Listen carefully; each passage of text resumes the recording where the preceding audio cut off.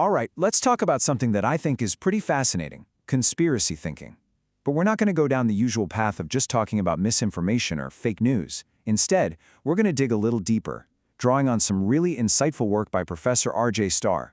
We're going to map out the psychological journey that makes these beliefs feel, well, not just plausible, but absolutely necessary. So, let's dive in. So it all starts with this big question, right? Why do people believe in conspiracies? Now, the typical answers usually point a finger at the believer, saying it's some kind of error, some kind of deficit on their part.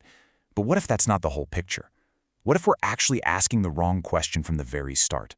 And this really contrasts the two perspectives perfectly. On the one hand, you've got the common view. It chalks it all up to failures, a failure of intelligence, not enough education, you get the idea. But on the other hand, this structural view, it reframes the whole thing. It suggests this isn't a failure at all, but a very human psychological response. It's a desperate search for coherence, a need for resolution when the world feels like it's falling apart. To really get this, we're going to trace a 5-stage journey together. First, we'll tackle the underlying problem of structure. Then, we'll look at what happens when the world just becomes overwhelming. From there, we'll explore the mind's intense search for coherence and watch how this idea of a hidden hand starts to emerge. And finally, we'll see how this belief system becomes totally sealed off from the outside world. So, first up, a problem of structure. The core idea here is that we need to shift our focus. Instead of getting bogged down in what people believe, Starr says we should be asking how and why a certain kind of explanation becomes so incredibly persuasive in the first place. It's really about the underlying psychological conditions, not just the wild content of the belief. And this quote just hits the nail on the head. That word, stabilizing, is everything. Think about it. For a mind that's under a lot of strain, a conspiracy theory isn't just some abstract idea. It's a tool. It takes this feeling of inner chaos and offers a path back to a sense of order. Which leads us right into our second stage, when the world overwhelms.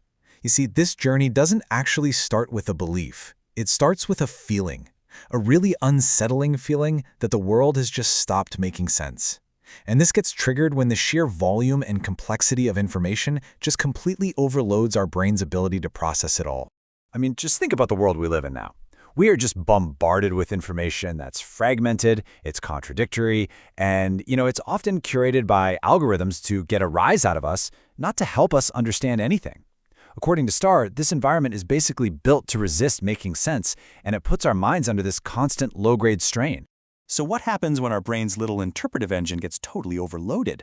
Well, it doesn't just turn off, no way, it kicks into overdrive. It starts to strain, working harder and harder, desperately trying to find patterns and connections, anything to make sense of all the noise. And this brings us right to stage 3. The mind seeks coherence. Because that cognitive strain we just talked about, it's not just a puzzle for your brain to solve. It's an emotional problem. That feeling of not knowing what's going on creates this really uncomfortable, powerful pressure inside of us. And this is absolutely crucial to get. The state of not knowing isn't neutral. It's an active, negative feeling. It's this deep sense of being unsettled, this kind of background anxiety that our minds are wired to try and get rid of as fast as possible. This emotional pressure actually forces a huge shift in what our minds prioritize. You can see it here.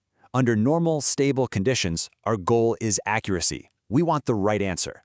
But when we're under that affective pressure, the goal changes. It's no longer about accuracy, it's about resolution. We'll start to prefer any explanation that gives us a sense of coherence and closure, even if it's not totally accurate. And this can lead to something Starr calls overfitted coherence.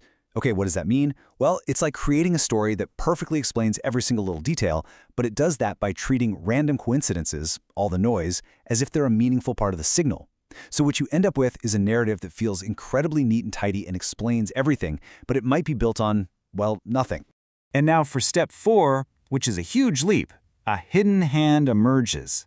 So the mind has built this pattern that feels coherent, but a pattern needs a cause, right? This is the moment where the story shifts from, wow, things are complicated and systemic, to, wow, someone must be doing this on purpose. So why does this happen?